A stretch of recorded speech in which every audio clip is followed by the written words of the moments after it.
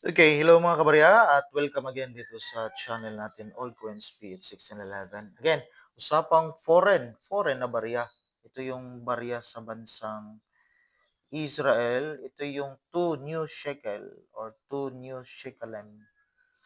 Now, ito yung kaniyang value. So, ito yung titingnan natin. So, at least may idea tayo. At least may hawak tayo sa barya sa bansang Israel. So, now dito muna tayo sa kaniyang features. So, standard circulation coin. Sa ngayon, nag-circulate pa ito sa bansang Israel. Common na common. Ito yung coin nila, mga kabarya. Now, yung value nito is 2 shekel. So, yung 1 shekel is 16 pesos. So, nasa 32 peso pa rin ito sa ngayon. 32 ang value nito sa peso. So, ito yung kaniyang denomination.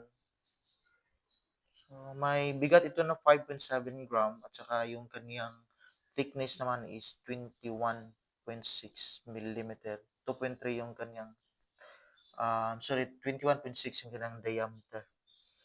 2.3 naman yung kaniyang thickness, mga kabarya. Now, dito tayo sa kaniyang obverse. So, meron ditong cornucopias.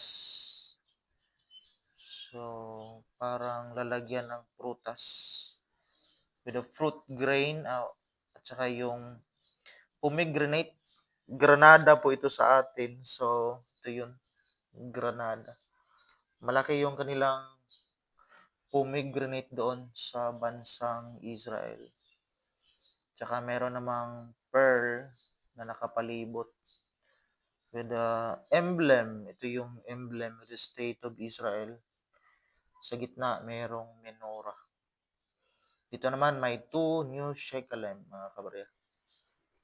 So, with the Hebrew, English, Arabic. So, ito yung kanilang barya. At least may idea tayo. So, originally, barya ito doon sa bansang Israel.